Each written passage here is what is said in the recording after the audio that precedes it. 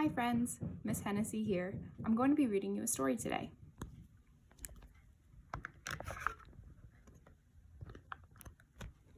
The story is The Nightmare Before Christmas, written and illustrated by Tim Burton.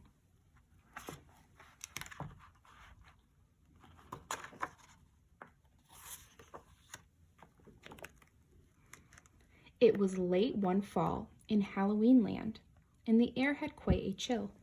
Against the moon a skeleton sat, alone upon a hill. He was tall and thin with a bat bow tie. Jack Skellington was his name. He was tired and bored in Halloween land. Everything was always the same. I'm sick of scaring, the terror, the fright. I'm tired of being something that goes bump in the night.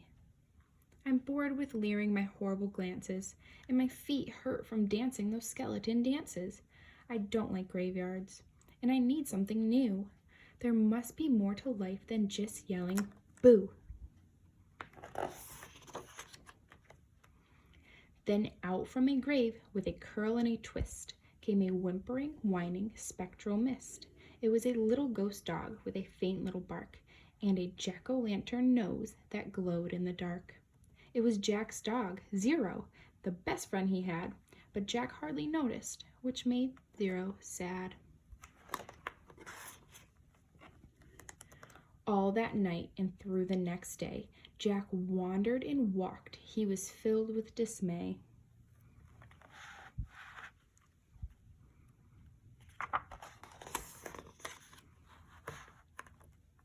Then, deep in the forest, just before night, Jack came upon an amazing sight.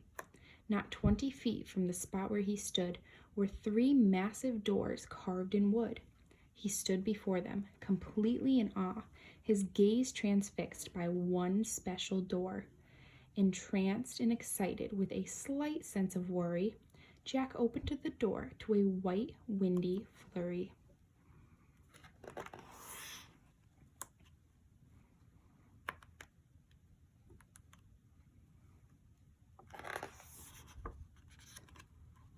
Jack didn't know it, but he'd fallen down in the middle of a place called Christmas Town. Immersed in the light, Jack was no longer haunted. He had finally found the feeling he wanted, and so that his friends wouldn't think him a liar, he took the present-filled stockings that hung by the fire. He took candy and toys that were stacked on the shelves, and a picture of Santa with all of his elves. He took lights and ornaments and the star from the tree, and from the Christmas Town sign, he took the big letter C. He picked up everything that sparkled or glowed. He even picked up a handful of snow. He grabbed it all, and without being seen, he took it back to Halloween.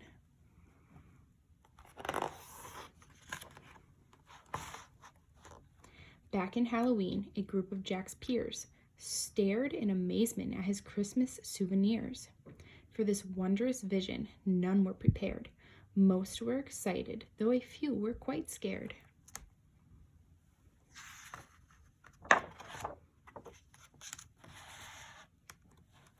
For the next few days, while it lightened and thundered, Jack sat alone and obsessively wondered, why is it they get to spread laughter and cheer, while we stalk the graveyards, spreading panic and fear? Well, I could be Santa, and I could spread cheer. Why does he get to do it after year? Outraged by injustice, Jack thought and he thought. Then he got an idea. Yes, why not?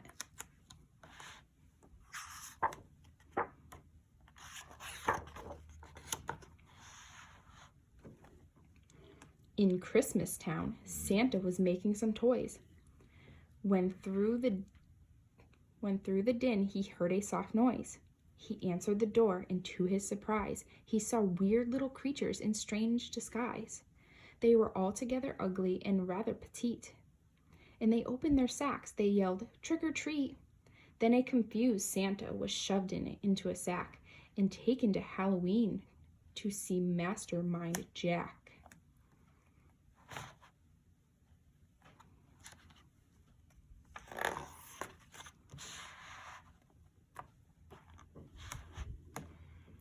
In Halloween, everyone gathered once more, for they'd never seen a Santa before.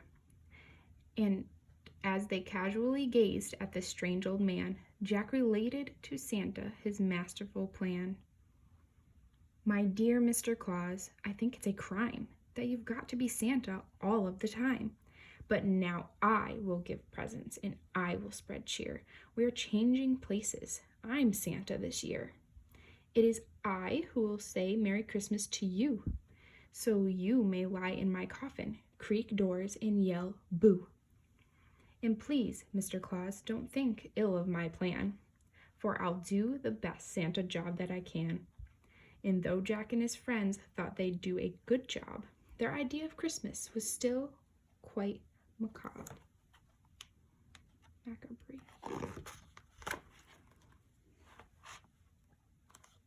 They were packed up and ready on Christmas Eve day when Jack hitched his reindeer to a sleek coffin sleigh. But on Christmas Eve, as they were about to begin, a Halloween fog slowly rolled in. Jack said, "We can't leave. This fog's just too thick. There will be no Christmas, and I can't be Saint Nick." Then a small glowing light pierced through the fog. What could it be? It was Zero, Jack's dog. Jack said, "Zero, with your nose so bright, won't you guide my sleigh tonight?" And to be so needed was Zero's great dream, so he joyously flew to the head of the team. As the skeleton sleigh started its ghostly flight, Jack cackled, "Merry Christmas to all, and to all a good night."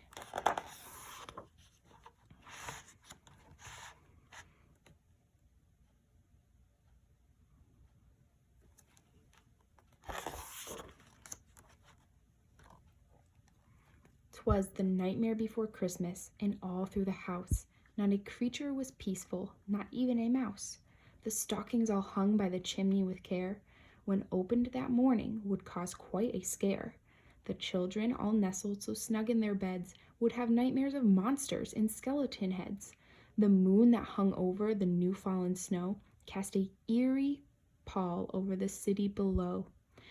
And Santa Claus's laughter now sounded like groans, the jingling bells like chattering bones, and what to their wondering eyes should appear but a coffin sleigh with skeleton deer, and a skeleton driver so ugly and sick they knew in a moment this can't be Saint Nick.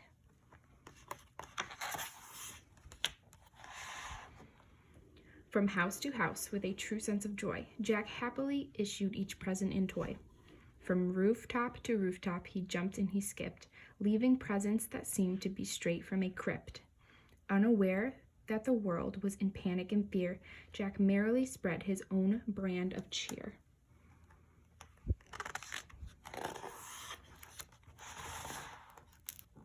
He visited the house of Susie and Dave.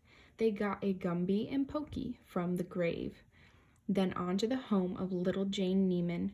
She got a baby doll possessed by a demon, a monstrous train with tentacle tracks, a ghoulish puppet wielded an axe, a man-eating plant disguised as a wreath, and a vampire teddy bear with very sharp teeth.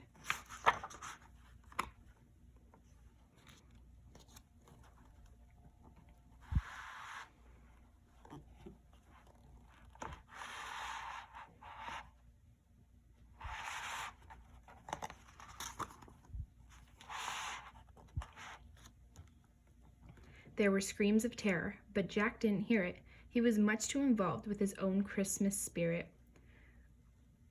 Jack finally looked down from his dark, starry frights and saw the commotion, the noise, and the light. While they're celebrating, it looks like such fun. They're thanking me for the good job that I've done. But what he thought were fireworks meant as goodwill were bullets and missiles intended to kill. Then amidst the barrage of artillery fire, Jack urged Zero to go higher and higher. And away they all flew like the storm of a thistle until they were hit by a well-guided missile. And as they fell on the cemetery way out of sight, was heard, "Merry Christmas to all, and to all a good night." Jack pulled himself up on a large stone cross, and from there he reviewed his incredible loss. I thought I could be Santa. I had such belief. Jack was confused and filled with great grief. Not knowing where to turn, he looked towards the sky. Then he slumped on the grave and he started to cry. As Zero and Jack lay crumpled on the ground, they suddenly heard a familiar sound.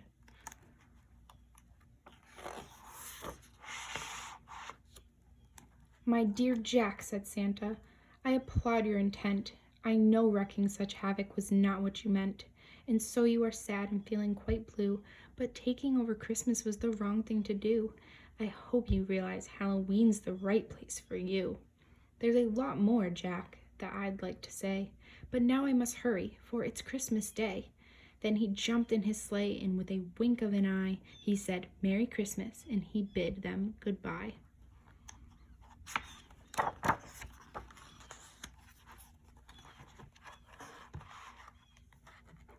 Back home, Jack was sad, but then, like a dream, Santa brought Christmas to the land of Halloween. The end. Thank you for listening, my friends.